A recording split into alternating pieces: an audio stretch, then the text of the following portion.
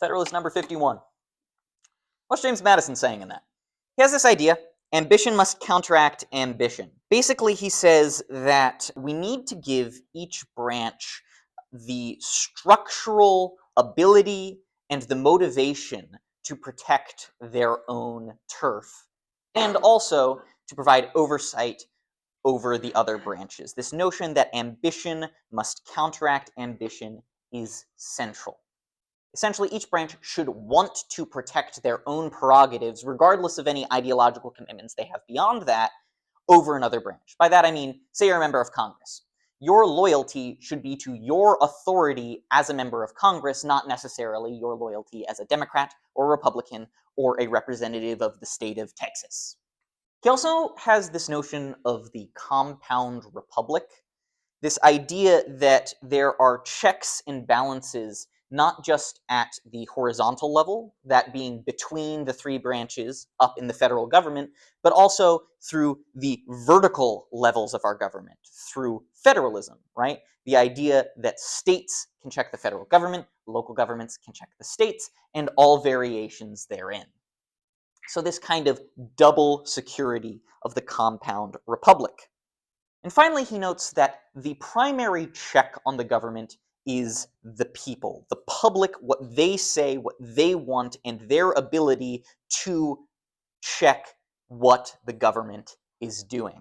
At the same time, popular accountability can't do everything. You need durable structural checks as auxiliary precautions to overreach of the government.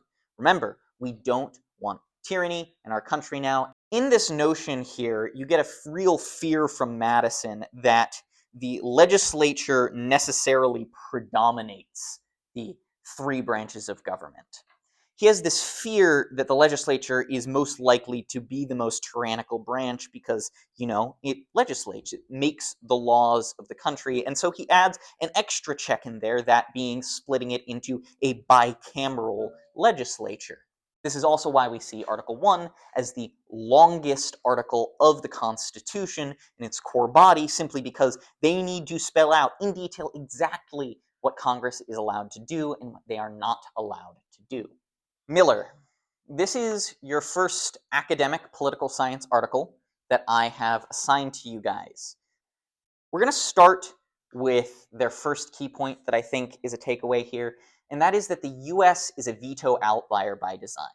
Quick crash course into the subfield of American politics and political science. American politics is a very interesting subfield in political science, and I'm not just saying that because I'm an Americanist myself, but because it essentially takes all of the tools of comparative politics, a much more common global subfield, and essentially just views one country. That is kind of based on this notion that America is in some way exceptional. I'm not using American exceptionalism in the sense that, oh, hoorah, rally around the flag, we're great, but that we are somewhat different from other systems, simply because we're kind of a jumbled up mess, and it is very difficult to compare us effectively with other states. Part of that is because we are so powerful. Part of that is because of our economy, and we are so wealthy. And part of that is because our terms for certain political movements and how we conceptualize them are just flat out incorrect. But everybody in America uses them, so the way we view politics is different. One of the ways that America is exceptional, according to Lisa Miller, is that we are a veto outlier. There's that table that shows all of these veto points in the article, right? That a piece of legislation may fail, or a policy might be reversed, or may be stymied, and we are stuck with the status quo. In America, by far, compared to these other peer countries that Miller points out, has the most of these veto points. What's a veto point? Yeah, it's a stoppage point. She's talking about branches in terms of political actors, and she frames them as veto players. This terminology comes from game theory. That's not important. If you're a business major, you will probably take a course in game theory at some point. The point is, a veto player in this context is a branch of government or a political actor like the president, someone who can exercise power over these veto points. Her central theoretical argument is based on the juxtaposition between her theory of veto exceptionalism and constitutional folk wisdom. We already kind of explained veto exceptionalism, but what is constitutional folk wisdom. Yeah, it's this idea that checks and balances work as they are described to, that each branch has the ability to stop overreach from the others. And also, kind of entrenched in that idea is that checks and balances are normatively good. I use the term normatively a lot in this class. It basically means based on norms or values. This is a good thing. We feel good about it. She says, this is not true, though. Why is constitutional folk wisdom, according to Miller, not in fact true? What's her argument here? She's essentially arguing that all of these checks and balance points aren't just liberty protecting, they are too reinforcing of the status quo and actually harm progress because they allow entrenched individuals who benefit from the status quo, an elite minority, to then benefit from inaction and gridlock. And this has consequences for democracy. There are accountability consequences. If someone can say, it's not my fault, it's those guys over in that branch, and then those guys say, oh wait, it's not my fault, the Supreme Court shot us down, and they can say, oh, it's not my fault, the Constitution has our hands tied, it's up to you guys to change that. And then it goes to the states and they say, well, we can't come in agreement, so really it's our voters' fault. Where does the buck stop? There's too many layers where accountability can't happen, and then you get this biased representation where there is biased action towards the status quo. That is, I suppose, biased toward inaction. Yeah, so there are consequences for democracy because of this. Checks that are meant to diffuse responsibility, right? The responsibility for governing, the responsibility for actually carrying out the will of the people, they actually reduce accountability. They reduce the public's voice because they allow them to pass off blame to someone else rather than accepting that themselves, or because it allows them to halt progress through some kind of structural shield. It is our duty to check this other branch, right? Rather than enacting a policy that would be beneficial for the people. That then, in turn, has this effect where it demobilizes the public. The public feels that they aren't getting through to what's happening out there, right? They're not having their voice heard. We're going to go to the Constitution corner and we're going to rapid fire this one. What's Article 1, Section 7? Yep, lawmaking gateways. What is Article 1, Section 8? It's the enumerated powers of Congress. It's not just taxes, it's the enumerated powers, but you're on the right track. What is Section 9? Section 8 is the powers they have. Section 9 is the limitations on those powers. Article 2, Section 2. What was that one? Presidential shared and solo powers. What is the next section? Article 2, Section 3. President's duties and the levers of power that they have. Article 3, Section 2. Judicial powers and their jurisdiction. And then finally, what is Article 5? How to amend the Constitution. Let's dive in. I'll be honest, this lecture is not my favorite. I'm going to try to go through it relatively quickly, particularly because this lecture focuses on a very conventional constitutional folk wisdom interpretation of checks and balances, because you kind of need to adopt that mentality when describing what those checks and balances actually are. At the same time, we will plow through it, and ideally, you guys will at least be able to say, in theory, what those checks and balances should be. Why do we care about checks and balances? Well, in theory, this empowers branches to prevent power concentration in the other branches. They do this through forced power sharing. Note, and we'll get into this in the next slide, that this isn't just individual powers of each branch, but overlapping powers. They have to communicate with each other. This necessarily creates conflict in our government and between our branches. They want them to fight each other because that ideally promotes democratic accountability as well as liberty. It fosters liberty. Again, we get this idea of liberty through the structure of government itself, right? If the branches have to communicate with each other, none of them will become ideally tyrannical and therefore think what's in the best interest of the people. This is a rather old image. As you can see, Ruth Bader Ginsburg is still here. She is deceased. Stephen Breyer is still here. He is retired. Over here we have Nancy Pelosi, even though she's not super important.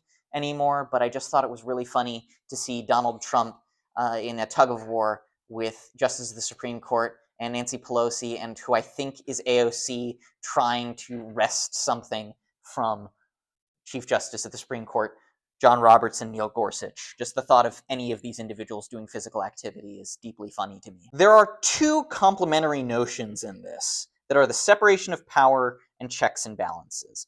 Today in this lecture we go over checks and balances. The video that is due tonight goes over the separation of powers, but there's strong overlap between them. What separation of powers is defined in this figure here. It is distinct duties for distinct institutions. Checks, then, is mutual controls and overlapping duties between them. Think less of a flowchart for that and more of a Venn diagram with overlapping circles of authority.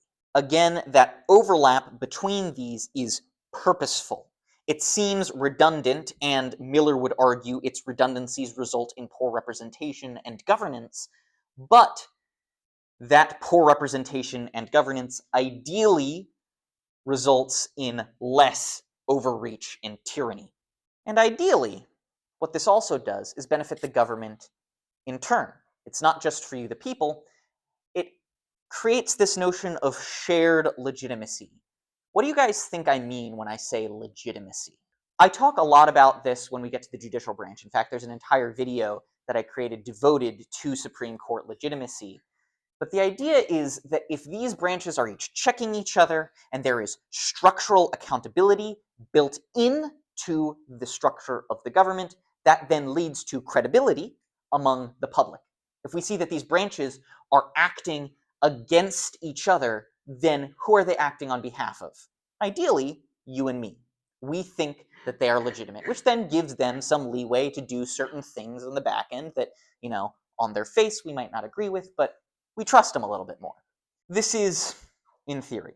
We see legitimacy starting to slump, not just for institutions that have always been viewed negatively, like Congress, but also among the Supreme Court. Fun fact, it is not relatively normal in the history of America to have the Supreme Court be so unpopular, and also among the presidency.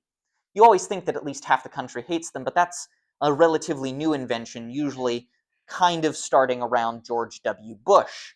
The idea that a president is expected to have barely above a 40% approval rating, and that is considered good enough for them to win an election, is a very new thing. Real quick, revisiting of the Constitution corner here, there is a textual skeleton that forms the basis of checks and balances. These are not every provision that speaks to checks and balances, but these form the important foundation for it.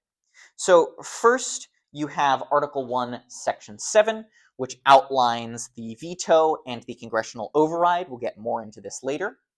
Article 2, Section 2, which talks about the appointment process for executive judicial officials and the advice and consent for treaties in the executive office.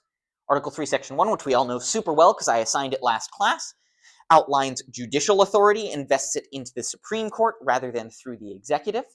Fun fact, in other systems, judicial authority might be vested in the legislature in some form.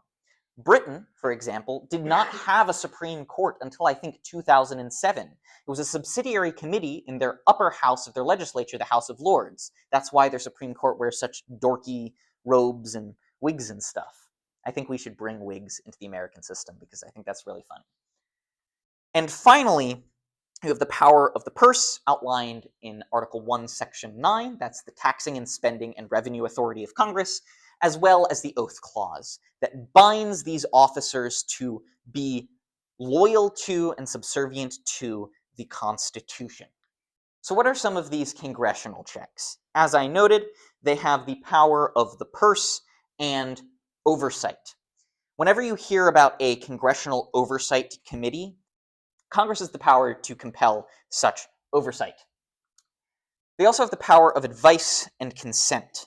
This is why when you see the president nominate someone for the Supreme Court, they need to sit before the Senate Judiciary Committee because the Senate needs to confirm that nomination. It's the same for most other federal nominations. We'll talk more about this in its own side later. They also have the impeachment and removal powers. Congress has, throughout its history, impeached 3 presidents. First was President Andrew Johnson, following the Civil War. After that was President Bill Clinton over the Monica Lewinsky scandal, and then Donald Trump was impeached twice during his first term, first through the Russia scandal over Russian interference, and the second one was over January 6th. The impeachment and removal powers also extend to the judiciary as well, though. Congress has, throughout its history, impeached, I'm fairly certain, don't quote me on this, I'm not a judicial scholar, several Supreme Court justices as well. Note that impeachment is not the same as removal. Impeachment is merely drawing up articles that then reprimand the official and push them into trial. That's why President Johnson wasn't removed. That's why President Clinton wasn't removed, and that's why President Trump wasn't removed. Because even though the House initiated those articles of impeachment, the Senate did not then vote to remove them. They also have the power, theoretically, to override vetoes. If the president vetoes a piece of legislation, they then can get together and have 2/3 in the House and the Senate and say, no, President, we actually really want this legislation, the people want this legislation, so we're going to push it through anyway, no matter what you say. There are a few checks that the president has. The president, of course, has the veto. If Congress passes a piece of legislation, the president can veto it. There is almost more power in the threat of a veto than the actual veto, if you can prove that you will have follow-through. Because you might think, well, if Congress passes this piece of legislation, and has the guise of, bicameral support and all of that, it must be popular. But if the president vetoes it, the blowback on that can touch Congress as well. It makes more of a mess sometimes than Congress wants. The president also has an informal check in agenda power. The president is perhaps the most visible person in the federal government. And so if the president is talking about something, that often becomes what the other branches then have to react to, particularly Congress. So if the president decides we're going to talk about immigration, Congress is going to talk about immigration. If the president says we're going to talk about debt relief, Congress is probably going to have to talk about debt relief, and so on and so forth. The president also has the power to appoint and remove executive officers. Appointment is fairly self-explanatory. There are some 8,000 positions in the federal government that the president needs to appoint at the beginning of every new administration. A lot of those are left vacant by every administration of every party. But they also have the power, most notably for this current administration, to remove them. Donald Trump, more than perhaps any president in recent memory, has taken advantage of the removal power and has fired a lot of officers that have been historically left to carry on between administrations, including officers that he appointed in his last term that were left in there by President Biden. The president is, of course, commander-in-chief. He commands the military forces. And finally, the president is the only person who has the executive pardon. The president can pardon individuals of crimes. Beyond that, the president has this ability under the Take Care Clause to take care to faithfully execute the laws of the United States. This is very broad, and it's meant to be very broad. It essentially states that the executive is the head law enforcer. So, if laws originate in the legislature, they are the ones who make them, the president then must enforce those laws. He can take care to interpret them how he so chooses and enforce them to varying degrees. Court checks are pretty simple. This is Donald Trump shaking the hand of Chief Justice John Roberts. Judicial review, while not a codified check, is a power that the Supreme Court has. We already talked about this. That is the ability to declare statutes made by Congress and by state governments as unconstitutional. Members of the Supreme Court and other judges also have life tenure. Once they're appointed, they don't need to be reelected. That means they can only be removed through impeachment, through retirement, or through death. Most likely, and historically, it has been through death. The Supreme Court is a pretty old institution, both in terms of history as well as their makeup. The court, in addition to being able to declare statutes as unconstitutional, also has the authority to interpret them. Remember last class when I talked about common law traditions versus code law traditions? This is what I mean by common law. Not only do they see what the text of the law says, but also interpret the spirit of that law. Now, that seems a little bit weird, right? You think about the text of a law, it's just a law, right? But how do you interpret a law that is still in the books that was passed in, 1805 to modern standards? There are, of course, movements, particularly among the court, related to the Constitution in particular, like textualism, that argues that we only should interpret the specific text of the document. And if there are any gaps, we must interpret it based on the intent at the time. This is a very divisive doctrine, popularized by Justice Antonin Scalia, simply because we do have a common law tradition, and that's not really what common law is. And finally, the court is ideally independent. They are designed to be non-political. We often talk about the court in terms of liberal justices and conservative justices, Republican appointees and Democratic appointees, but that's not really how they're supposed to work. There are, of course, shared powers between the branches. Obviously, the president nominates. The Senate then consents. In terms of vice presidential vacancies, because this sometimes happens, if the vice president dies or resigns in scandal and needs to be replaced, the president will then appoint it, but then both chambers of Congress must approve that vice president. By the way, this is an image of Robert F. Kennedy Jr.'s confirmation hearing as Secretary of Health earlier this year. Removal powers are somewhat contested, as we have learned recently under this administration. Sure, the president is the sole person who is able to remove executive officers. However, Congress still has impeachment authority, so there is some gray area in how that works. There's also shared powers when it comes to war and foreign affairs. So Congress is the only branch that can declare war, and also the only branch that can fund war. We don't really declare war anymore. It's a very old-fashioned idea. Since the war on terror, it has been much more common for a president just to take executive action, and because the military is already so massive, the notion is that Congress will just back them up in the next appropriations bill. It is taken as gospel that every year we will increase military spending, and that just basically gives the president an endless war chest to work from. The president, of course, is commander-in-chief. The Senate has to ratify treaties. Treaty power is a little bit weird, right? All of this is a bit weird because there was the War Powers Act and all of that. But in addition to not really declaring war anymore, treaties are kind of confusing. Is a trade agreement between nations a treaty? Yeah, kind of.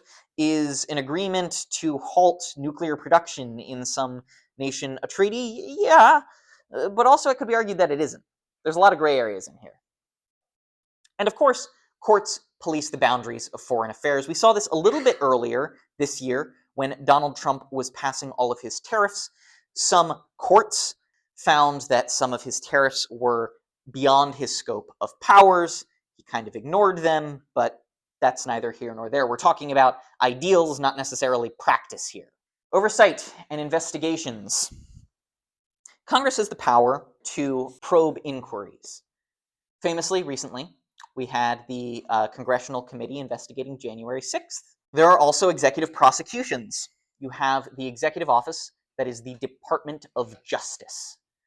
Traditionally, this has been seen as an independent agency that goes after priorities of the administration, sure. So say an administration is really focused on lowering drug crime. That might be a priority of the Department of Justice, but it traditionally has not been so hands-on. During the current administration, Donald Trump and his Attorney General, who is the head of the Department of Justice, Pam Bondi, have taken a more integrated role in which Pam Bondi seems to be reporting more directly to the president than has been done before.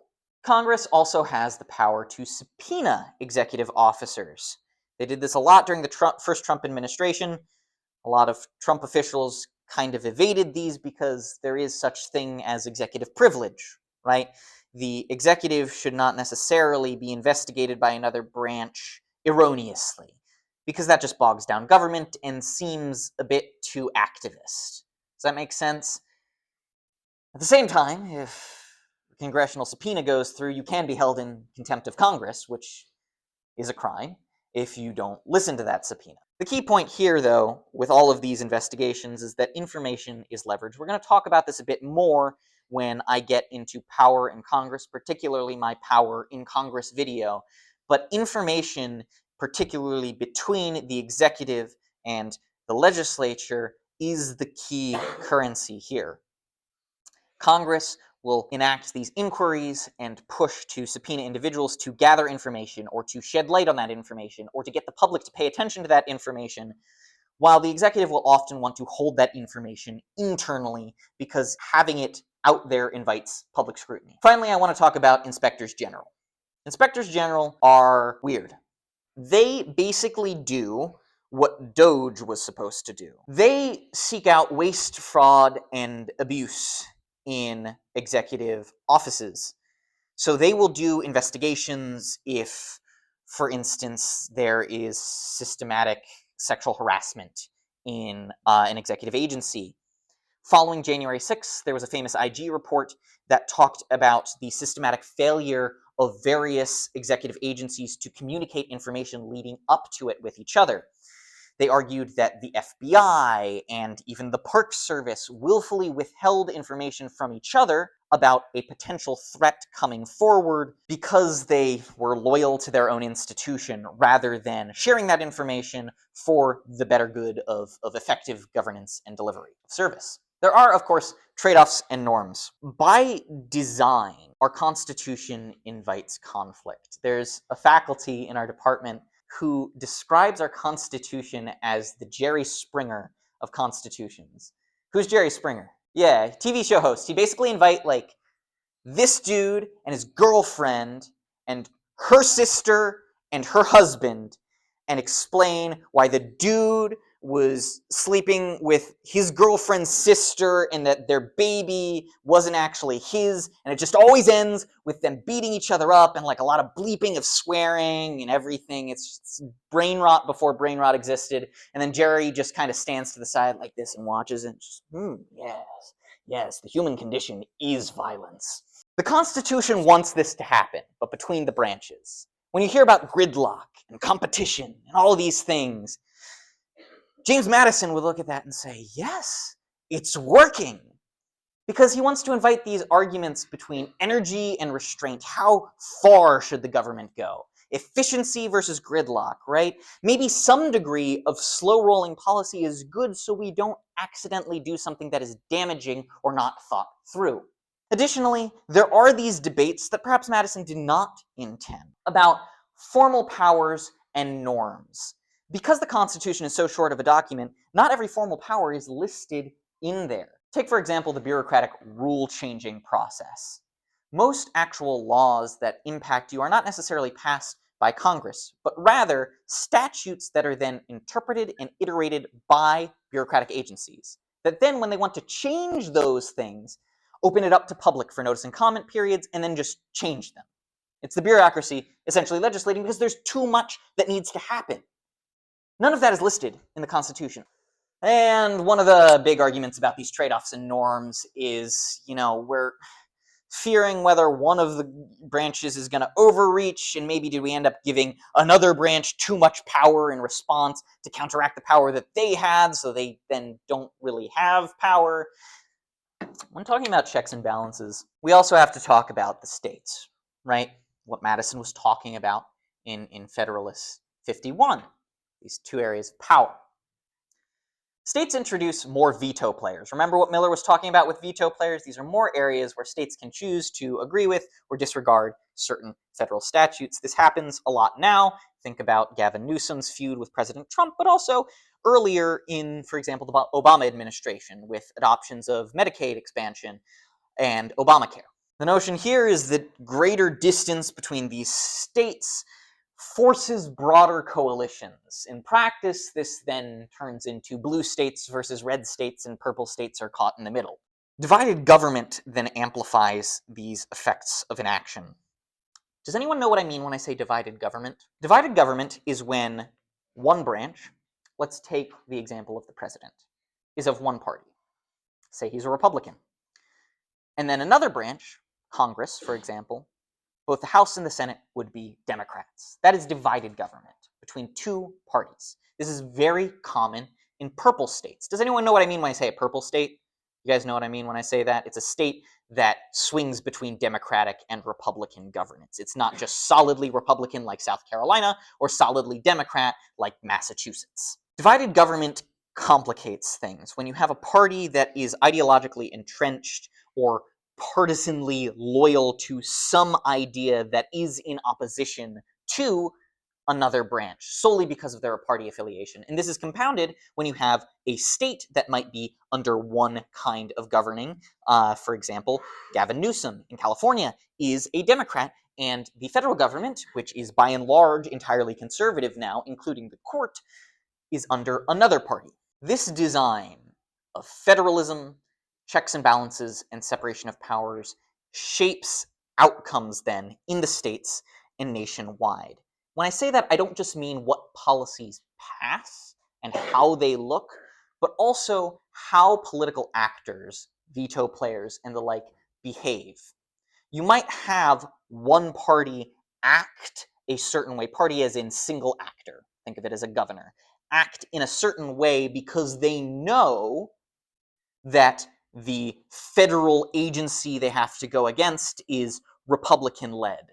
And so that moderates their behavior and informs how they're going to interact with that agency. It also shapes the outcome for the public, right? If we know that nothing is going to get done because of these checks and balances, this is what Miller is talking about when she's saying this demoralizing effect, right, among the public. We're going to use two case studies here. First is flag burning, very relevant to today. Essentially, the Texas legislature in the 80s bans flag burning. They say you can't do that. The executive says, I like this. We're going to prosecute based on this. The courts come forward and they say, no, you can't do this. That's a violation of freedom of speech and expression. People should be allowed to protest the government. The legislature at the time, the federal legislature, was like, okay, well, Texas can't do it, but we can do it because we're the federal government. So they pass the Flag Protection Act of 1989. In the second case, US v. Eichmann happens, where Congress passes this act and they say, you can't burn flags anywhere in the country. And the court comes back and say, no, we just talked about this. That is a violation of the First Amendment. You can't do that. And so it was left out of court until inevitably a few months from now when Trump's executive order goes through the courts and they decide whether or not it is legal to punish people for flag burning.